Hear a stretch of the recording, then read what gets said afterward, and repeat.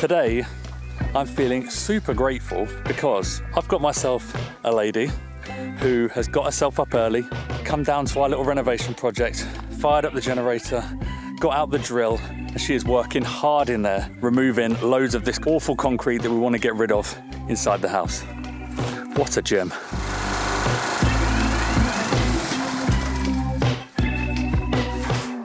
How's it going? There's nothing glamorous about this job. I'm gonna stay to me. I've had to stop twice because I've got sweat dripping down the inside of my goggles. Lovely stuff. Yeah, nothing glamorous at all, but it's going all right. We're managing to get through it reasonably quickly. So as you'd expect with any old renovation project like this, there's always a ton of destruction and demolition before you can make good on things or just replace stuff. We've had to rip out the old rotten roof and replace that. We had to demolish under the existing windows because it was some bizarre poured concrete situation, so we got rid of that, rebuilt it all with stone. And then there's been the huge task of removing all of the concrete that's been put between all of the stones, both inside and out. Now, we haven't quite finished that last job yet. We've done all of the outside, and that's had such a big impact on the look of the building. Yeah, all those jobs that you've said, they've definitely been the most challenging, but I'd also say the most rewarding. Yeah, I would agree. They're the ones that have had the biggest transformation on the look of the building. Yeah. So far. So far, yeah.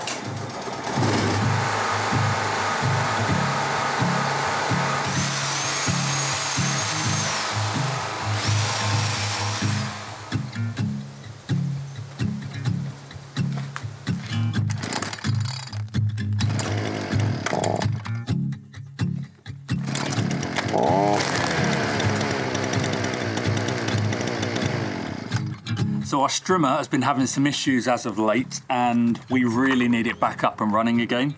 A few of you advised that you thought it was an issue with the carburetor, and having done a bit of research myself now, I am in agreement. So the engine will start, but it's just not idling at the right speed. So there's a small screw that you can adjust, which opens it up and gets more air in. However, when I've taken the air filter cover off to find the screw, it's this little silver screw there.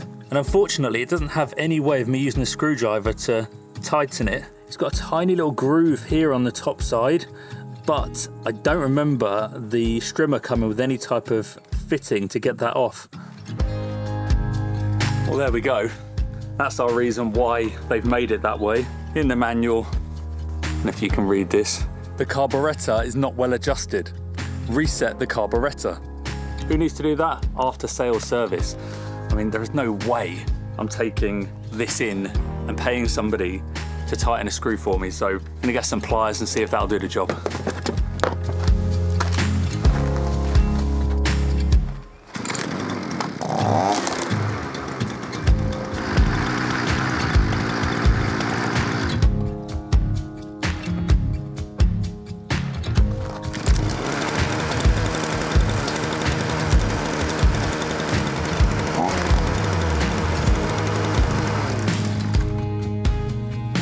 Get in.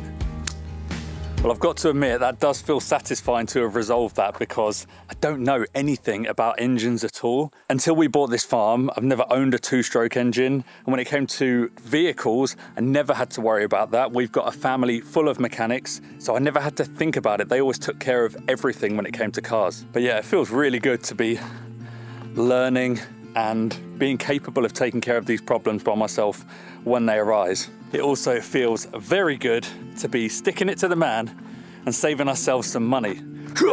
Take that after sales service.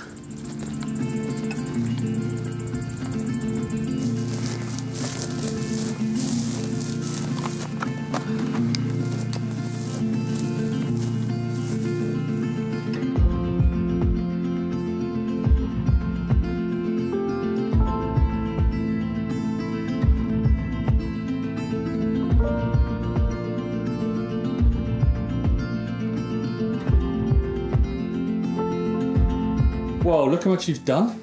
I know. You've done so much more than I thought you would have in this time.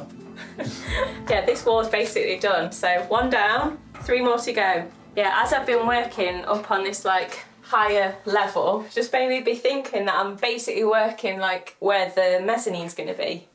Well, actually, you're lower. The mezzanine's going to be taller than that top platform there. Oh, right, okay. Go on, give us a little mezzanine height demonstration. There you go. Look at those climbing abilities.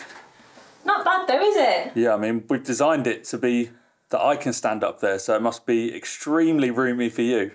Yeah, plenty of room. Little short stop. Right, do you want to get some lunch and then I'll tag you out and take over? Yeah, shower, then lunch. Yeah, stinky. You've been warned.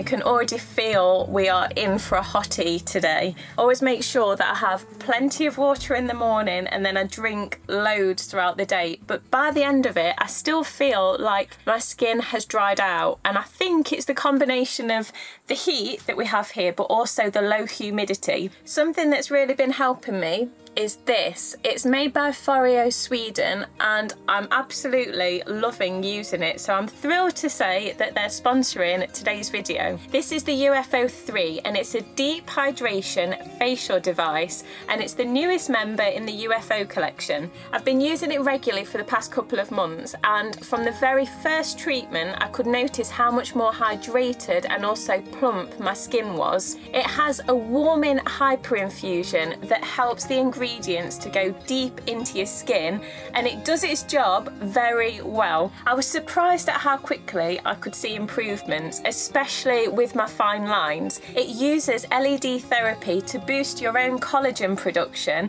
and it's been clinically proven to reduce the appearance of wrinkles in just 7 days. It's super easy to use and it only takes 2 minutes. You just pop on one of the Foreo masks, choose a treatment from the app or you can use it offline without the app and you use this little button here to select one of the 8 preset treatments. My skin's always got such a healthy glow after I've used it. The T-Sonic massage feature, which you can probably hear now, boosts circulation and relaxes the muscles in your face and neck. So relaxing.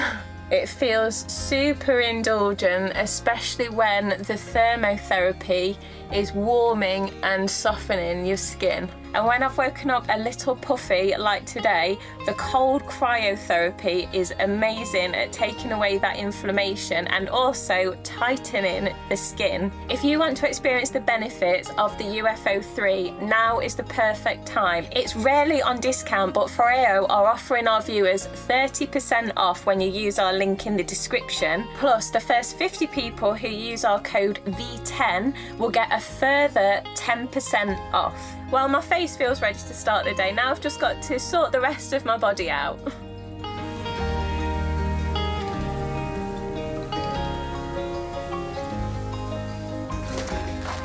There's not much air about today, but I've got the shutters open. I'm going to try and capture what little breeze there is and get it inside the building. We made really good progress yesterday, so we want to keep the ball rolling. There are a couple of bits on the gable that I couldn't quite reach, so I've left those for Ricky. He can go and be tall and reach them. But I am going to move on to the back wall and try and keep that progress rolling today.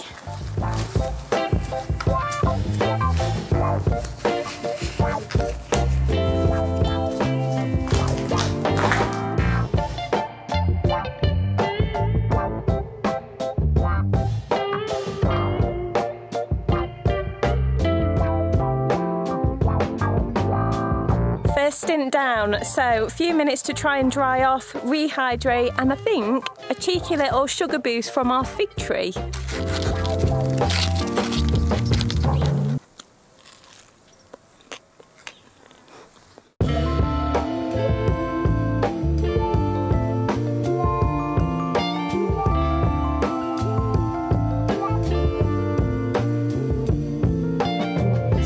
way right across that back wall and got everything that I can reach from the ground. There are some jobs on this project where you really need your brain, you need to be able to problem solve and figure things out. This isn't one of those jobs. It's really just a question of how determined you are and just how long you can go for and how much you can push yourself. I'm on the afternoon shift today. To be quite frank with you, it's the last thing I want to do. Do not want to get soaked in sweat and covered in dirt and dust. But you got to do it. You know, let me tell you, renovations are not for the faint-hearted. Anybody else who's done one can probably attest to that. But you know, you got to put on your big boy pants and get on with it, because if we don't, the project's just going to slow down and slow down and slow down. So got to put in the work today, and it's going to make life much easier for us tomorrow. Getting some nice juicy yellow toms. Look at them. Ooh, aren't they pretty? Lovely. One good thing, you know the massive tomatoes that we were basically just thinking they were never going to turn red? Yeah. They're turning red. Being a bit of a new gardener, I wasn't actually sure what to expect or how quickly they were going to turn red, but they just seem to be getting bigger and bigger and bigger, but not starting to go red at all. So I'm quite happy that I've not got defective tomatoes. Give it another fortnight, I'm sure they'll be ready to eat. Hopefully the voles don't get to it before it ripens. No, don't. It's not even funny. That said, the vole can't win this time, because once it starts going red, it'll keep going red. It's just got to start and get that first little blush.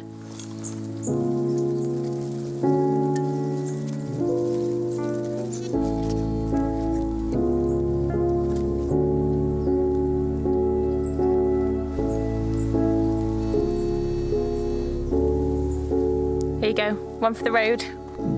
Thank you.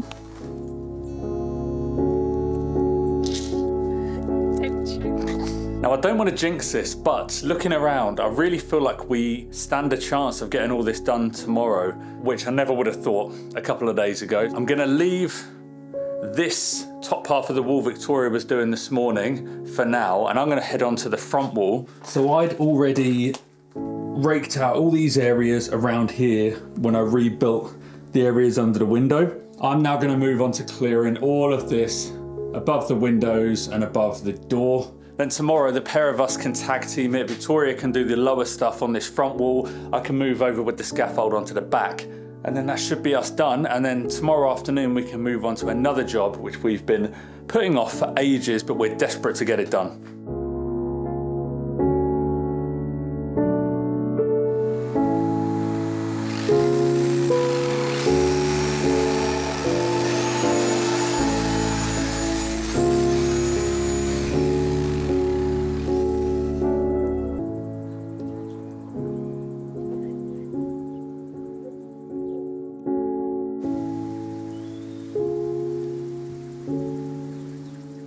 Ricky's headed straight down to the tiny house this morning because he wants to press on and get the SDSing all done on that front wall. I've had a detour down to our olive grove because there's a job that I just want to do before I go and join him. As far as reward to effort ratio go, olive trees are getting the big thumbs up because they're really easy to care for. You basically just need to give them a prune around winter time. Obviously you need to harvest the olives, and then the other thing you need to do is trim off these suckers. So at the moment the tree should be focusing on growing its olives, making them big and juicy and plump, but these do direct some of those resources away from that. So I just basically need to trim them off. It's not a massive job, it's just one of those things that is A, less than ideal to be doing in this heat, and B, it just takes a little bit of time just when you've got like 90 olive trees to do.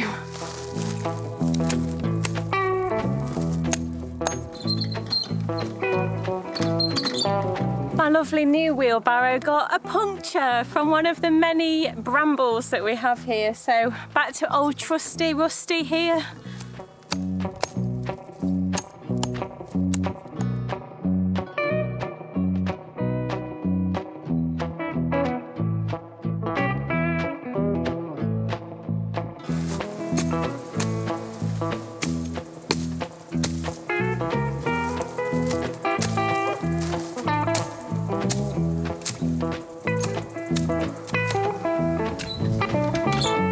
just stopped for a second to try and cool off a little bit and let the breeze dry me out. But I'm calling it. I've only done about, I don't know, half of what I planned to do, but it's getting really, really hot. And to be honest, there are so many more suckers on these trees than I'd realised. When the grass was all long, couldn't really see it, but since Ricky had trimmed all around the bottom of the trees, I could actually sort of make out how many suckers there were on them, and it's taking way longer. So the priority is still getting all this SDS done, so I'm gonna have to come out in the next few days and continue with this. But while I've been down here, I have really paid closer attention to the trees, and there are way fewer olives this year than there were last year, which is normal. Like, the trees tend to have a good year for harvesting and a bad year, but yeah, they're really pretty sparse. But yeah, glad we had such a good harvest last year, because I'm pretty sure this time next year we're still going to be using that olive oil.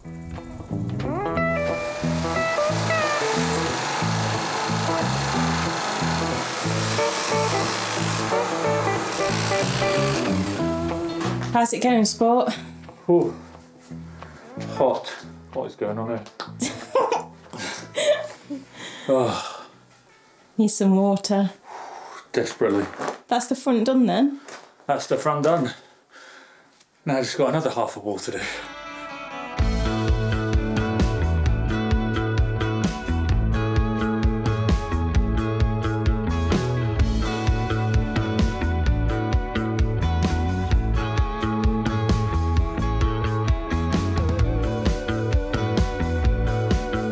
We've actually changed our mind about what we're going to do inside here. The original plan was to, similar to what we did on the outside, brick on top of these stone walls and then render over it. So it would be a similar kind of rendered band on the inside as we have on the outside. However, we have discovered that the walls in here are nowhere near as straight as they are outside. So then trying to get brickwork on and kind of straight render work, I think it's going to be really difficult. So we think now we're going to build it up with stone. So as well as raking out all of the concrete between the stones, we've been taking off the big fat layer that was on the top, like there still is there. And that's just going to allow us to integrate the stonework more naturally. So by the time it's filled up to the rafters, hopefully you'll never know there's new stonework there. Oi, Fig Muncher. We've got work to do. It's perfect. Do you want one? No, I'm good. It's so good.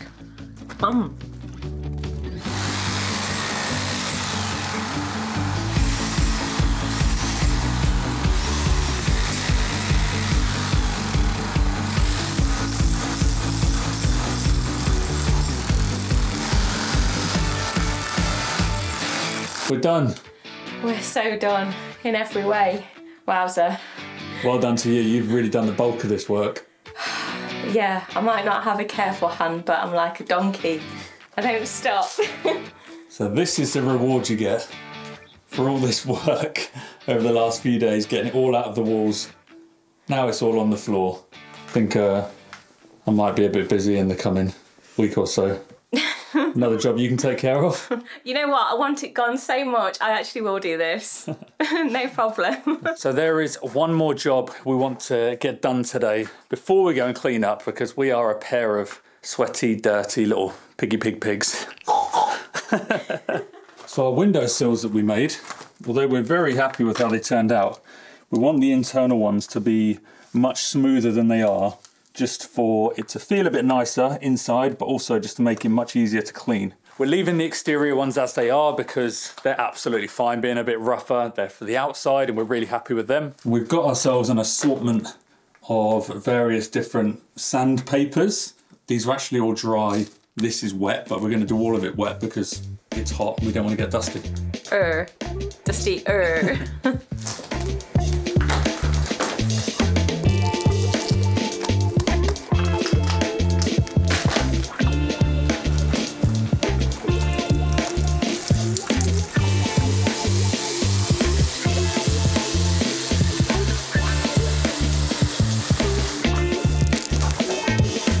Slap it on.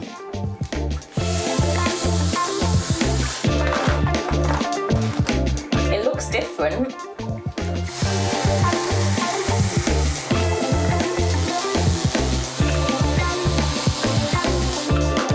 So we're going for it with the finest. Yeah, 400 grit. I mean, it's already much smoother, so hopefully a few different passes on the 400. It'll be beautiful. We're not aiming for polished concrete, but just much smoother.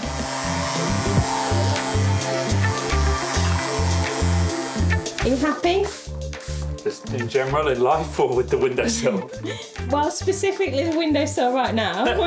Yes, very happy. It's pretty smooth. I mean, I can't imagine we could get it much smoother, to be honest with you, without some sort of special machinery. It's going to be really easy to clean, and compared to the outside feels so rough in comparison.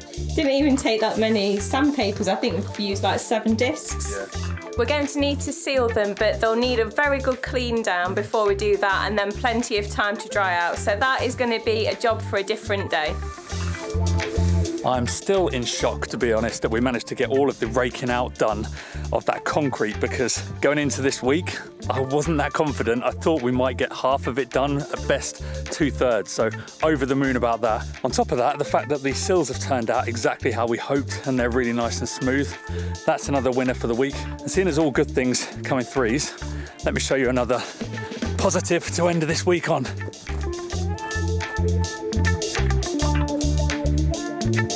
A watermelon.